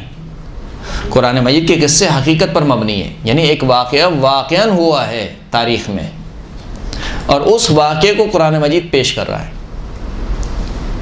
پھر اس کے بعد جو عام قصے ہوتے ہیں وہ کس لیے ہوتے ہیں؟ ذہنی تفریح کے لیے، کہ آپ کا مائنڈ فریش ہو جائے۔ لیکن قرآن کے قصے وہ ذہنی تفریح کے لیے نہیں ہیں، کس کے لیے ہیں؟ عبرت، تاکہ آپ عبرت حاصل کریں۔ یہی وجہ ہے کہ قرآن مجید کے جو قصے ہیں وہ اس طریقے سے شروع نہیں ہوتے ہیں جیسے ہمارے یہاں ناول شروع ہوتی ہے۔ ناول جو شروع ہوتے ہیں اس میں کیا ہے؟ فلاں کا نام یہ تھا، فلاں کا باپ یہ تھا، پھر اس کے بعد یہ ہوا، پھر اس کے بعد یہ ہوا، یہ ہوا، یہ ہوا۔ آپ مثال کے طور پر حضرت آپ قارون کا قصہ اٹھا لیجئے قرآن مجید میں۔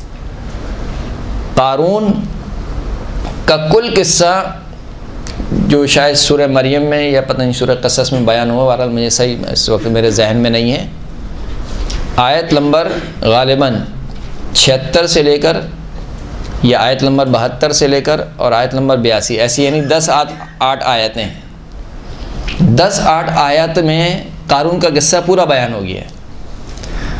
اس پورے قصے میں نہ خدا نے یہ بتایا کہ قارون کی ماں کون تھی، نہ یہ بتایا کہ قارون کا باپ کون تھا، نہ یہ بتایا کہ قارون کہاں پیدا ہوا تھا، نہ یہ بتایا کہ قارون کہاں پر زندگی کیا کرتا تھا، اس کے بچے کتنے تھے۔ یہ چیزیں نہیں بتائیں۔ کیوں نہیں بتائیں؟ اس لیے کہ خدا کے نزدیک آپ کے لیے یہ اہمیت نہیں رکھتا، آپ کی عبرت کے لیے یہ ضروری نہیں ہے۔ یعنی آپ کے عمل میں کیا فرق پڑ جائے گا کہ آپ جان لیں کہ قارون کی ماں کون تھی یا قارون کا باپ کون تھا؟ آپ کے لیے کوئی اہمیت کا حامل نہیں ہے۔ اصل جو اہمیت کا حامل ہے وہ یہ ہے کہ قارون کا کردار کیا تھا، اس نے کیا کیا، اور پھر اس کے نتیجے میں خداوند کریم نے اس کو کیا سزا دی۔ یہ اصل اہم تھا جس کو خداوند کریم نے 5 سے 6 سے 7 آیات میں بیان کر دیا۔ تو ہمیں بھی قصے رکھنے ہیں، داستانیں رکھنی ہیں، وہ داستانیں جو واقعاً نقل ہوئی ہیں، روایات میں آئی ہیں، یعنی وہ بھی روایت کا حصہ ہیں، لیکن وہ اس طریقے سے سنانی ہے کہ واقعاً ان سے ایک تو درس عبرت لیا جائے اور واقعاً وہ موجود ہوں۔ ایسا نہ ہو کہ خیال پردازی نہ ہو کہ فلاں نے خواب دیکھا، اس کے خواب میں یہ ہوا، اس میں یہ ہوا، فلاں ہوا۔ یہ چیزیں نہیں ہونی چاہیے۔ یہ چیزیں کیا ہوتی ہیں؟ ایک تو سب سے پہلی بات کہ جھوٹ ہے، یعنی ایک چیز آپ کو پتہ ہی نہیں ہے، آپ نسبت دے رہے ہیں کسی کی طرف، خلاف واقع۔ دوسری بات یہ ہے کہ سامع کے ذہن میں ایک بلا وجہ کا ایک عقیدہ بنا رہی ہیں جس کا جو وبال ہے وہ آپ کے سر پر ہے۔ درست ہے؟ تو یہ چیزیں نہیں ہونی چاہیے۔ یہ ایک وہ طریقہ کار تھا جو اچھا، یہ ایسا نہیں ہے کہ یہی ایک طریقہ کار ہے کہ جس طریقے سے تقریر ہوتی ہے۔ یہ ہم ابھی آپ کی خدمت میں پیش کر رہے ہیں کہ جو ابتدائی تقریر کرنے والا ہے اور اس کو ایک آئیڈیل تقریر تیار کرنی ہے، اس کا طریقہ کار یہ ہونا چاہیے کہ وہ کیا کرے کہ اس کی تقریر مؤثر بھی ہو اور سامع بھی اس کی تقریر کو غور سے سنیں۔ تو اس کا طریقہ کار یہ ہوگا جب جو اس کے مطالب ہیں وہ آپس میں مرتب ہوں گے، ایک کے بعد ایک مطالب آئیں گے، تو پھر سامع جو ہے وہ خستگی کا شکار نہیں ہوگا بلکہ دلچسپی سے سنے گا۔ تو ایک موضوع ہم نے آپ کی مثال دی عقائد کی، دوسرا موضوع ہم نے مثال دی کس کی؟ اخلاقی ٹاپک کی۔ تیسرا موضوع مثال کے طور پر آپ کوئی فقہی گفتگو کرنی چاہتے ہیں، مثال کے طور پر حجاب پر گفتگو کرنا ہے آپ کو، حجاب کی اہمیت، آیا حجاب واقعاً ضروری ہے؟ معاشرے میں حجاب یا حجاب کے اثرات یا بے پردگی کے اثرات، خود ایک عورت پر حجاب کے اثرات یا بے پردگی کے اثرات، حجاب کس حد تک ضروری ہے، کتنا ضروری ہے، کن لوگوں سے حجاب ضروری ہے. اب یہ دیکھیے یہ سارے سوالات ہیں گے. ایک ٹاپک آپ نے سوچا, اس کے بعد آپ نے یہ سارے سوالات بنائے. اب ان سوالوں کے جواب کے لیے ظاہر سی بات ہے آپ کو تو یعنی وہی تو نہیں نازل ہوگی آپ کے اوپر, لہٰذا آپ کو مطالعہ کرنا ہے, کتاب اٹھانی ہے, دیکھنا ہے کہ یہ سارے سوالوں کے جوابات آپ کو کہاں سے ملیں گے. تو یہ ایک طریقہ کار ہے, ایک فارمیٹ ہے کہ جس کے تحت تقریر تیار کی جاتی ہے. بسا اوقات یہ بھی ہوتا ہے کہ بہت ایمرجنسی میں آپ کے پاس کوئی تقریر آتی ہے, یعنی کیونکہ بہرحال ہمارے یہاں ایک تھوڑا سا رجحان بھی ہے اور بہرحال ایک اچھی چیز بھی ہے کہ مثال کے طور پر 8 محرم ہے تو ہر مومن چاہتا ہے کہ اس کے گھر پہ کیا ہو, مومنہ بھی چاہتی ہے کہ اس کے گھر پہ مجلس ہو. تو آپ سے کہتے ہیں کہ بس 10-5 منٹ کے آپ مجلس پڑھ دیں. مثال کے طور پر 5 بجے مجلس ہے تو 4:45 بجے آپ کے پاس آئیں, کہا کہ بس 5 منٹ کی آپ کو مجلس پڑھنی ہے. ایسا ہوتا ہے بہت. تو اس میں تو آپ یہ سارے کام نہیں کر سکتے ہیں. تو اس میں پھر یہ ہوتا ہے کہ جو بہترین چیز آپ کے پاس پہلے سے تیار شدہ ہے وہ آپ پڑھ دیجیے. ٹائم لمٹ کا خیال رکھیے. ٹائم لمٹ کا کیا کہیے, بھلے سے آپ کو کوئی بھی یعنی آپ کا جو منتظم ہے وہ کہے کہ نہیں ابھی انجمن نہیں آئی, آپ کھینچتے رہیں, یہ کرتے رہیں, زیادہ پڑھتے رہیں. نہیں, آپ کو ہی نہیں کرنا ہے. آپ جتنا سوچ کے آئے ہیں آپ کو اتنا ہی پڑھنا ہے. تھوڑا بہت ہو سکتا ہے 5-10 منٹ کا ایڈجسٹمنٹ ہو سکتی ہے, لیکن اگر کوئی کہے کہ نہیں آپ کو 1 گھنٹے کا میٹر سوچ کے آئے ہیں اور وہ آپ سے کہے کہ نہیں 1.5 گھنٹے آپ کو پڑھنی, تو یہ آپ کو بھی خراب کرے گا, آپ کے سامع کو بھی خراب کرے گا. اس کی انجمن نہیں آئی وہ اس کا قصور ہے. آپ کو مجلس پہ بٹھا دیا, آپ نے مجلس پڑھ لی, مجلس ختم ہو گئی, صحیح ہے. اب اس کے بعد کیا ہوگا, جو مقامی لوگ ہیں وہ ماتم کریں گے, درست ہے. تو وہ جو تقریریں ہوتی ہیں جو بہت ایمرجنسی والی ہوتی ہیں اس میں پھر یہ ہوتا ہے کہ جو انسان کے پاس پہلے سے تیار ہے اچھی چیز اس کو پڑھ دے. ایک روایت, ایک حدیث انسان پڑھ دے, بیان کر دے. جو چھوٹی تقریر ہوتی ہیں ان میں طریقہ کار یہ ہوتا ہے, آپ نے کوئی بھی ایک آیت پڑھی, کوئی بھی ایک حدیث پڑھی, اس حدیث کے متعلق 10-15 منٹ چیزیں آپ نے بیان کر دیں, ختم ہو گئی وہ تقریر. اس میں آپ کو لمبا چوڑا سوچنا نہیں ہوتا ہے. ہمیشہ ثناء کلام یا قرآن کی آیت کو قرار دیجئے یا حدیث کو قرار دیجئے. قرآن کی آیت یا قرآن کی حدیث سمجھیں آپ کے جو موضوع ہے اس موضوع کی ٹیگ لائن ہے.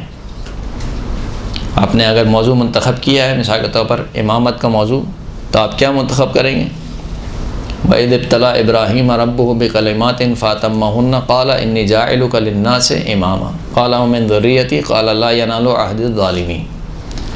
یہ آیت کیا ہے, آپ کی موضوع کی ٹیگ لائن ہے. حب دنیا مثال کے طور پر آپ نے انتخاب کیا ہے, آپ زُيِّنَ لِلنَّاسِ حُبُّ الشَّهَوَاتِ مِنَ النِّسَاءِ وَالْبَنِينَ وَالْقَنَاطِيرِ الْمُقَنطَرَةِ مِنَ الذَّهَبِ وَالْفِضَّةِ وَالْخَيْلِ الْمُسَوَّمَةِ وَالْأَنْعَامِ وَالْحَرْثِ ذَلِكَ مَتَاعُ الْحَيَاةِ الدُّنْيَا وَاللَّهُ عِنْدَهُ حُسْنُ الْمَآبِ. یہ خیر چھوٹی چھوٹی آیتیں بھی ہیں, یہ خیر بڑی آیت ہے, اس سے چھوٹی چھوٹی آیت. مثال کے طور پر وَمَا الْحَيَاةُ الدُّنْيَا إِلَّا مَتَاعُ الْغُرُورِ. دنیا کی زندگی کچھ نہیں ہے مگر یہ کہ فریب کا سر و سامان ہے. وَمَا الْحَيَاةُ الدُّنْيَا إِلَّا مَتَاعٌ.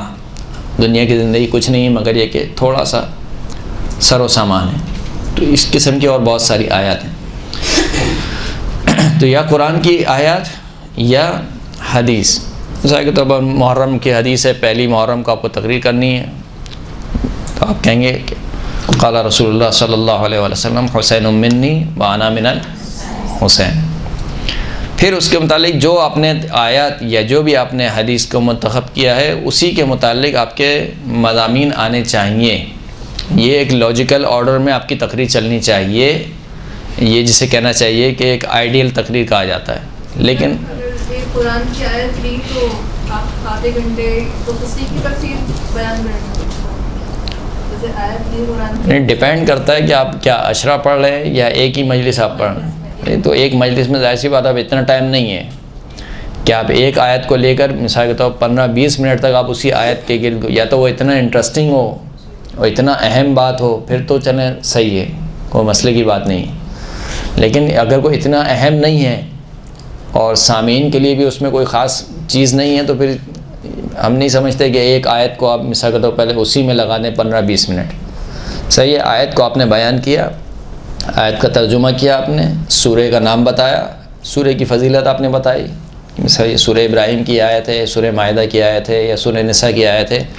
سورہ نساء کے متعلق کوئی بھی بہت سی موجود ہیں فضائل قرآن میں یا فضائل سور میں، بہت سی احادیث موجود ہیں. ہر سورہ کی فضیلت میں احادیث موجود ہیں. کوئی بھی ایک حدیث آپ نے پڑھ دی کہ اس سورہ کے پڑھنے کی یہ فضیلت ہے. مثلا سورہ ملک آپ نے پہلی آیت اٹھائی، تبارک الذی بیدہ الملک وہو علی کل شیء قدیر الذی خلق الموت والحیاۃ لیبلوکم ایکم احسن عملا. اس سورہ ملک کی آیت ہے، ابتدائی 2 آیت. نے کہا کہ سورہ ملک کے بارے میں سرکار کا ارشاد ہے کہ جو شخص بھی سورہ ملک پڑھے اور اس کو ہدیہ کرے تو یہ بجلی کی چمک سے پہلے اس مردے تک پہنچ جاتی ہے، یعنی سورہ ملک. اور جو شخص یہ چاہتا ہے کہ عذاب قبر سے بچے تو اس کو سورہ ملک پڑھنی چاہیے، خود بھی پڑھے اور مردے کو بھی ہدیہ کرے. اب یہ ایک ایسی حدیث ہے جو بہرحال آپ کے موضوع سے مرتبط بھی ہے، اور اس میں یقیناً جو ہے وہ سامعین کے لیے بھی ایک عمل کرنے والی بات پوشیدہ ہے. تو آپ نے آیت پڑھی، آیت کا ترجمہ کیا، اس کے سورہ کے بارے میں جو بھی اگر کچھ تھوڑا بہت ہے آپ نے بیان کیا. جو چھوٹے سورے ہوتے ہیں ان کے آپ مضامین بھی بیان کر سکتے ہیں. مثلا سورہ الحاقہ ہے، یا سورہ الطارق ہے مثال کے طور پر، یا سورہ تحریم ہے مثال کے طور پر. آپ نے چھوٹا سا نقشہ کھینچ دیا، یہ کہاں ملے گا آپ کو؟ تفسیر نمونہ میں. صحیح ہے، آپ لوگوں کی حد تک تفسیر نمونہ سب سے بہترین ہے. تفسیر نمونہ میں کہا کہ بھائی اس سورہ میں کس مضامین پر گفتگو ہوئی ہے، آپ نے تھوڑا سا بیان کیا. یہ چیزیں وہ ہوتی ہیں جو سامع کے لیے فائدہ مند بھی ہیں، اور سامع بھی اس میں دلچسپی لیتا ہے کہ ہاں یہ اس میں ہوا کیا ہے، بیان کیا ہوا ہے اس میں. تو آپ نے اس کو بیان کر دیا کہ یہ فلاں فلاں سورہ ہے، اس کی فضیلت یہ ہے، اس میں یہ مضامین بیان ہوئے ہیں، اور اس سورہ سے میں نے اس آیت کو سرنامہ کلام کے طور پر منتخب کیا ہے. اور پھر اس کے بعد آپ اپنے جو آپ کی ہے میٹر جو آپ سوچ کر آئیں، جو تقریر ہے، اس کے اوپر آپ گفتگو شروع کر دیں. صلوات پڑھیں محمد و آل محمد.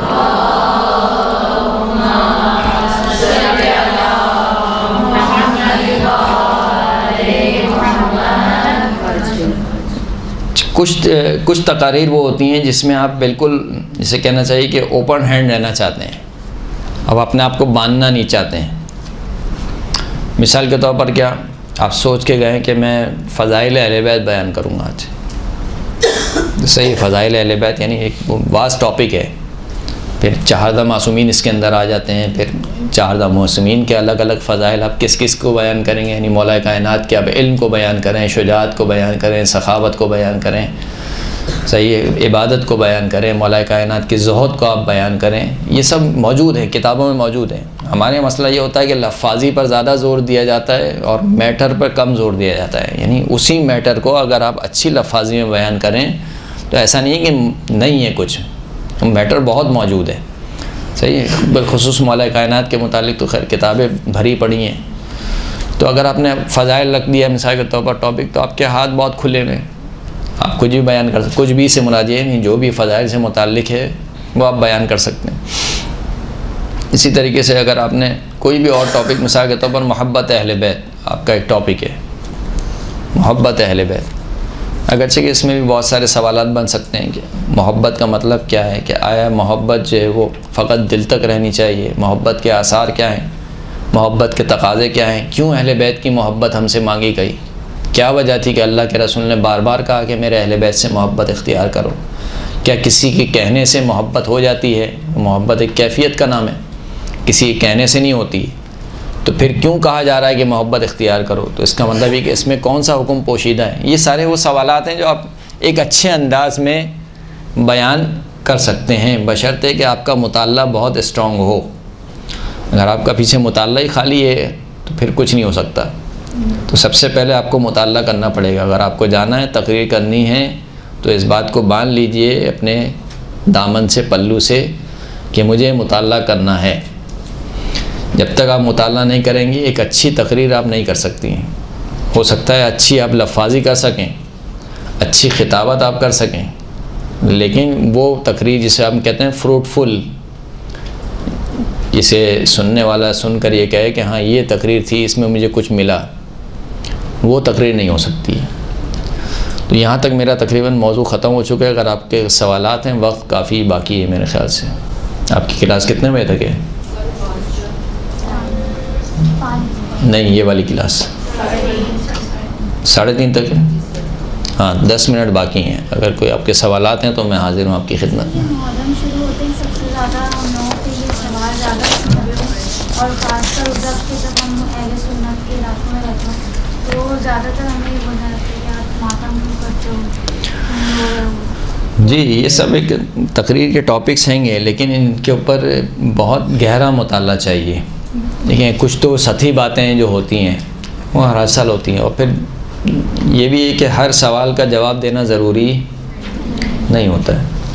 آپ کے جو سامع ہیں وہ کوئی اہل سنت نہیں ہے. آپ کے سامع وہ ہیں جو الحمدللہ سارے شیعہ ہیں, سارے ماتم کو مانتے ہیں, خود ماتم کرتے بھی ہیں, کرواتے بھی ہیں. تو یہ ان ٹاپکس پر بھی گفتگو ہونی چاہیے, لیکن بہت زیادہ اسے کہنا چاہیے, اس کے اوپر ٹائم اسپینڈ نہیں کرنا چاہیے. اچھا, گرچہ کے ضروری ہیں, کیونکہ آپ کے جو مجلس میں جو افراد آتے ہیں وہ بچے بھی آ رہے ہیں. ان بچوں کے ذہن میں یہ کانسیپٹ کلیئر ہونا ضروری ہے. جی جی, تو اس کے اوپر بہرحال آپ مطالعہ کریں. لکھی ہوئی کتابیں اس کو اچھے طریقے سے بیان کیجیے. دیکھیے, میں نے جیسے بتایا جعفر سبحانی صاحب کی جو کتابیں ہیں, یہ ان کی عقائد کے اوپر بہت اچھی کتابیں لکھی ہوئی ہیں. یعنی میں مؤلف کا نام بتا رہا ہوں, کتاب نہیں بتا رہا ہوں میں. کتابیں ان کی بہت ساری ہیں. آیت اللہ جعفر سبحانی, آپ کسی بھی بک اسٹال پہ جائیں, ان سے کہیں کہ آیت اللہ جعفر سبحانی کی آپ کے پاس جتنی بھی کتابیں ہیں وہ ہمیں دے دیں, تو یقیناً اگر وہ 10 کتابیں دکھائے گا تو کم از کم میرا اندازہ یہ کہ 4-5 تو آپ کے مطلب کی نکلیں گی. صحیح. اس کے علاوہ جو دوسری کتابیں ہیں, جو بہت زیادہ کتابیں ترجمہ ہوئی ہیں ایران سے, جو اخلاقی ٹاپکس کے اوپر ہیں گی, ان میں ایک آیت اللہ تہرانی کی کتابیں ہیں گی. اب مجھے نہیں معلوم کہ یہ یعنی ٹرانسلیشن ہوئی ہیں یا نہیں ہوئی ہیں, لیکن بہرحال ہیں گی. خود سخرانی کے یعنی خطابت کے اعتبار سے جو کتابیں موجود ہیں, اویلیبل ہیں. آیت اللہ علی نقی نقن صاحب کی کتابیں موجود ہیں. اسی طریقے سے نصیر اشتہاری صاحب کی کتابیں موجود ہیں. آیت اللہ کیا بولتے ہیں, علامہ رشید تراوی صاحب کی کتابیں موجود ہیں. لیکن یہ سب ہائی لیول کی ہیں. یعنی آپ اگر وہ تقریر لے کے آپ نے رٹ بھی لی تو نہ وہ آپ خود سمجھ پائیں گے نہ سمجھا پائیں گے. ہیں, بالکل ہیں ایسی کتابیں. میرے ساتھ مسئلہ یہ ہے کہ میں اردو کتابوں سے بالکل ناآشنا ہوں. میری جو چھوٹی سی جو کتاب ہے, چھوٹا سا جو کتاب خانہ ہے, جو لائبریری ہے میری, اس میں آپ کو فارسی کتابیں ملیں گی یا عربی کتابیں ملیں گی. تو میں اتفاق سے گیا بھی نہیں کسی بک اسٹال پر جو میں آپ کو بتا سکوں. لیکن بہرحال اگر انشاءاللہ اگلی کلاس ہوئی تو میں ضرور کتابوں کے نام اور فہرست آپ کو لے کر دوں گا کہ یہ کتابیں جو ہے وہ اچھی ہیں, ان کا مطالعہ کیا جائے.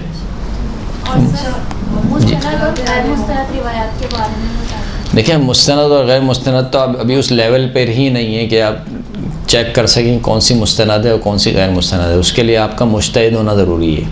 اچھا مولانا صاحب, ابھی ایک مجلس میں گئی تھی, وہ جو ذاکرہ کو میں نے سنا وہ سمجھی تیسری پشت ہے ذاکری میں نا. اب انہوں نے اپنا لیول کیا کیا کہ اذان اصل جب شروع ہوئی تو ان کو کہا گیا کہ بھی اذان ہو رہی, تو کہیں گے ایک میں اس چیز سے بہت تنگ آ گئی ہوں, ہم کیا کر رہے ہیں کہ تو ذکر حسین کر رہے ہیں, اور ذکر حسین عبادت ہے, اور آپ لوگ یہ چھوڑ دیجئے. یہ کہنا ہے کہ اذان ہو رہی ہے خاموش ہو جائے, ویسے بھی اذانیں نقلی ہیں. اور دوسرے یہ کہ بی بی نے یہ کہا کہ وہ فرش ادا بچھاؤ تو میں آؤں گی, کہیں نہیں کہا کہ مسلح بچھاؤ تو میں آؤں گی, آپ لوگ کیوں خاموش کرا دیں. جبکہ وہ تیسری مطلب نسل ہے ان کی ذاکری کی نا, ایسی ذاکراؤں کے لیے. دیکھیں, ہم یہ سمجھتے ہیں کہ اس مسئلے میں دونوں طرف سے بہت زیادہ جذباتی نہیں ہونا چاہیے, دونوں طرف سے. یعنی جو یہ آپ ذاکرہ کی بات کر رہی ہیں یہ بھی ایک بہت زیادہ ایکسٹریم لیول پر ہے, اور جو ہمارے منتظمین ہوتے ہیں وہ بھی بہت ایکسٹریم لیول پر پہنچ جاتے ہیں کہ نہیں اب تو مثال کے طور پر اذان ہو رہی ہے اور یہ وہ ہے فلاں ہے. صحیح, اذان ہو گئی ہے, نماز کا وقت ہو گیا ہے, ایسے اس سے انکار نہیں کر رہے. اول وقت نماز پڑھنا افضل عبادت ہے, سب کچھ ہے. لیکن اگر 10-5 منٹ 15 منٹ تھوڑا لیٹ ہو جائیں گے, یعنی آپ عام زندگی میں کیا ساری نمازیں اول وقت پہ پڑھتے ہیں؟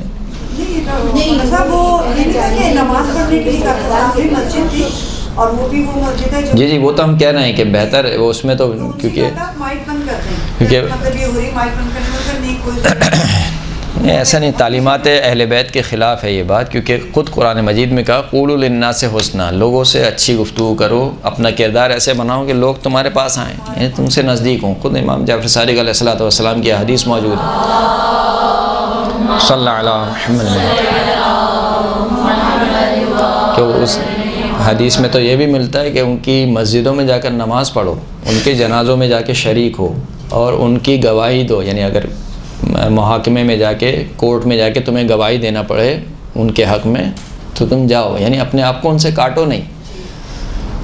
تو مطلب جو ائمہ اطہار کا طریقہ کار ہے وہ یہ کہ صحیح ہے، آپ کو اپنے دین کے مطابق عمل کرنا ہے، لیکن دوسرے کو اپنے دین سے بیزار نہیں کرنا ہے۔ وہ یہ نہ سمجھے کہ یہ تو کوئی پتہ نہیں آسمان کی مخلوق ہے، کہاں کی مخلوق ہے، یہ تو سب اپنے اعتبار سے چلتے ہیں۔ تو یہ کام تو بالکل بھی درست نہیں ہے کہ ایک مسجد سامنے سے اذان کی آواز آ رہی ہو، یہاں سے آپ کا جو لاؤڈ اسپیکر چل رہا ہو، یہ بالکل بھی درست نہیں ہے، انتہائی نامناسب کام ہے، تاثر اچھا نہیں جاتا ہے، یہ کام نہیں ہونا چاہیے۔ میں جو عرض کر رہا تھا وہ دوسری طرف سے عرض کر رہا تھا کہ کچھ لوگ بہت متشدد ہو جاتے ہیں اس طرف سے کہ اول وقت نماز ہے اور سب کچھ روک دو اور یہ کرو وہ کرو فلانا، نماز کا ٹائم ہو گیا ہے، صحیح ہے نماز کا ٹائم ہو گیا ہے، سب کچھ ہے، لیکن ایک جب پروگرام چلتا ہے تو ظاہر سی بات ہے اس کے کچھ انتظامات ہوتے ہیں۔ آپ اس میں یہ نہیں کر سکتے کہ سب چیز بیچ میں روک کے اور آپ جو ہے وہ نماز شروع کروا دیں، بڑا مشکل کام ہوتا ہے بسا اوقات۔ تو اگر 10-15 منٹ، آدھا گھنٹہ لیٹ بھی ہو رہا ہے تو بھی یہ تقریباً اول وقت ہی کہلاتا ہے، یعنی ایسا نہیں کہ اول وقت یوں ہوا اور یوں ختم ہو گیا، تو یہ تقریباً اول وقت چل رہا ہے۔ ویسے بھی آپ اپنی زندگی کی ساری نمازیں اول وقت نہیں پڑھتے ہیں، کون اول وقت پڑھتا ہے؟ یہ ابھی میں برتن دھو لیتی ہوں، ابھی میں پوچھا لگا لیتی ہوں، ابھی وہ بچہ آ جائے میں اس کو کھانا دے لوں پھر نماز پڑھ لوں گی، تو وہاں پہ تو آپ کو اول وقت کا خیال نہیں ہوتا ہے۔ یہاں مجلس حسین میں یہ پورا ایک چل رہا ہے، ہونا چاہیے، اچھی بات ہے، مینٹین اس طریقے، یعنی پروگرام اس طریقے سے مینیج ہونا چاہیے کہ نماز کے وقت پہ آپ کا پروگرام ختم ہو جائے، یہ ایک اچھی بات ہے۔ لیکن اگر نہ ہو سکا کسی وجہ سے بھی تو سامنے والا بالکل ایسے نہ چڑھ جائے کہ ہم پتہ نہیں کون سا گناہ کبیرہ کر رہے ہیں، یہ کام نہیں ہونا چاہیے۔ تو یہ دونوں طرف کا ایکسٹریمزم ہے، یہ بسا اوقات کیا ہوتا ہے مار دیتا ہے۔ وہی ہم نے کہا کہ آپ کو پہلے معلوم ہونا چاہیے کہ معروف ہے کیا۔ اب عمل معروف کر رہے ہیں، مستحب ہے اول وقت پہ نماز پڑھنا، واجب تو نہیں ہے۔ کسی مجتہد نے کہا ہے اول وقت پہ نماز پڑھنا؟ کسی مجتہد نے نہیں کہا اول وقت پہ نماز پڑھنا واجب ہے، سب کہتے ہیں مستحب ہے۔ اور ایک مستحب کام کے لیے عمل معروف بھی مستحب ہوتا ہے، یعنی اس میں بھی عمل معروف بھی واجب نہیں ہے، کیونکہ جب کام ہی مستحب ہے تو اس کا حکم دینا بھی کیا ہے، مستحب ہے۔ تو ایک مستحب کام پہ اس قدر آپ زور دینا کہ نہیں ابھی تو پتہ نہیں کیا مثلا آسمان زمین پہ آ گیا ہے یا کیا ہو گیا ہے، یہ نہیں ہونا چاہیے۔ سر اول وقت کا ٹائم کب سے کب تک ہوتا ہے؟